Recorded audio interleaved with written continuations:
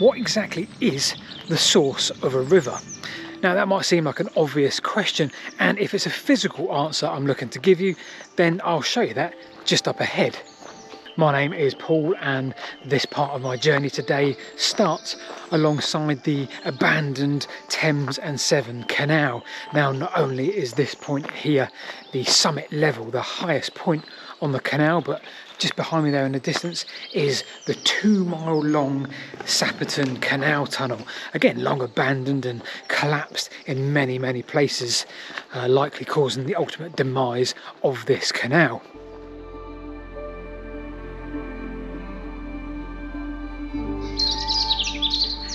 It's mid-April and we've been blessed with some really rather gorgeous weather, just adding to this absolutely gorgeous abandoned canal.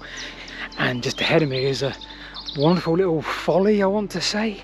A little mini castle stood here next to the canal. What a gorgeous landscape this is. Now, the reason why I wanted to start this journey on the Thames and Severn Canal is for good reason, because when they wanted to build this canal, they didn't give any real consideration to how they would maintain a level of water in that canal. So they just assumed that all the rivers around here would be more than enough to fill it and maintain that head of water. Now, for context, let's pop the Thames and Severn Canal on a map, just so you know exactly where we are.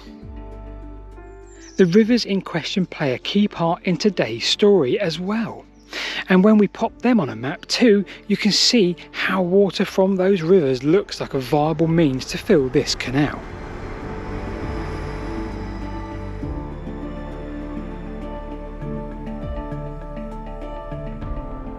So let's not delay any further. I think just up ahead of me is indeed the source of the River Thames. Now, the embankment you see just there is the Thames and Severn Canal. It's important that it's there. Come back to that shortly, but here we are, the source of the River Thames. Source to sea, 232 miles. That's also important. We'll come back to that shortly.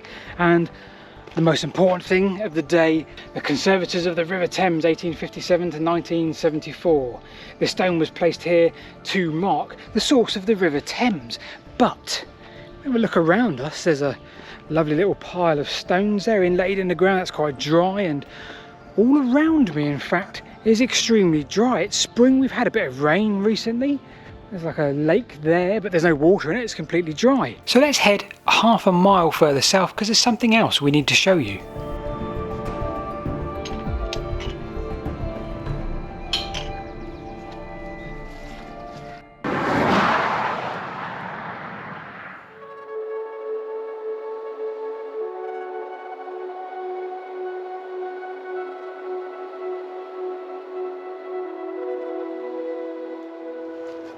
So we had no intention of showing you this, but we just looked on the old OS maps from National Library of Scotland, 1880s, 1890s, that sort of era.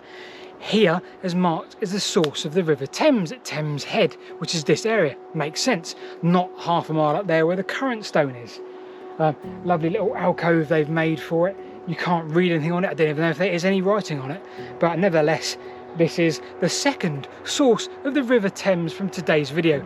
Something more important to show you than both of these sources, about 100 yards through the trees over there.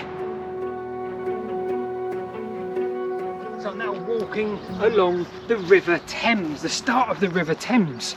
We've just seen the sources up there, one or two of them.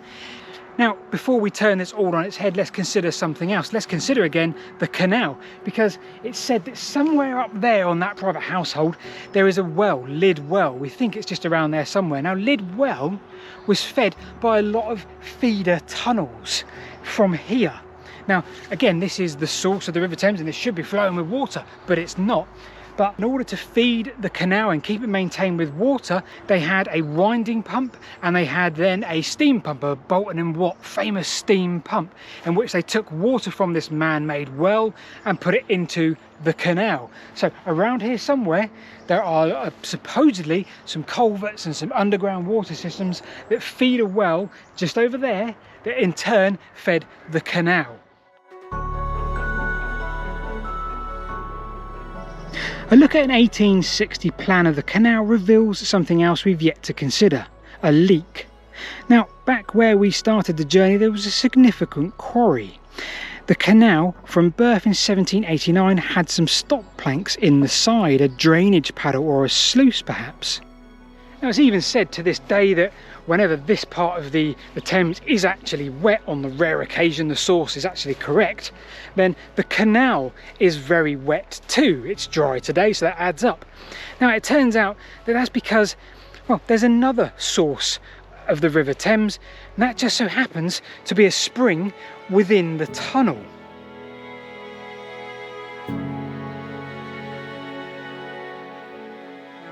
Everything I've just told you in the last few minutes probably isn't the most riveting story. It just means that perhaps ironically the Thames and Severn Canal for the last 200 years has been the source of the River Thames. So in a wet period it comes from the canal and the leak in the canal, and in the dry period, well, perhaps the source is just a mile or 2 miles down that way, even further. So let's do what we've said we're going to do and turn this video on its head.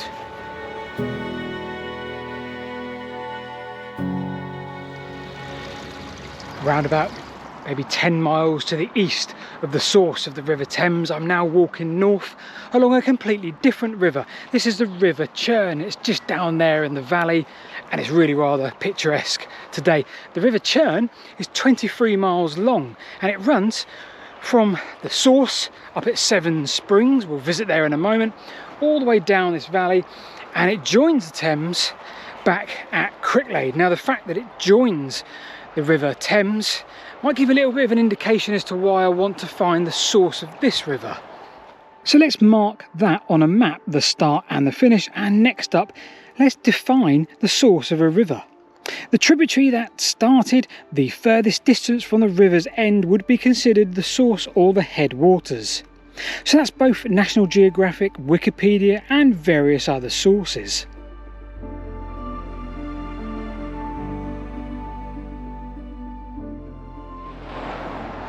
So here we are at Severn Springs, the source of the River Churn, the first tributary to the River Thames. And yet, if we look at this as a river in its own right, well, it's 23 miles long from its point at Cricklade. Now, that's almost twice the distance from Cricklade to the actual source of the River Thames, and yet here we are at the source of the River Churn, not the source of the Thames. So by rights we should now be stood inside this wonderful weird looking well that is in fact the source of the Thames, and here is the Latin inscription which probably reads something along those lines. So what does this mean? Well, if we take a look at the longest river in Britain, which is currently the River Severn at 219 miles in length, well, if in fact this was the source of the River Thames, the end of the River Churn, then it would add another 14 miles to the River Thames. Now the River Thames is 214 currently, so adding another 14 miles, well, it would make it clearly the longest river in Britain. If it's wrong, why don't we change it? Why don't we make this the official source of the Thames? I guess that could be a thing, but I guess it would also take a lot of work from a lot of authority bodies, and to what end?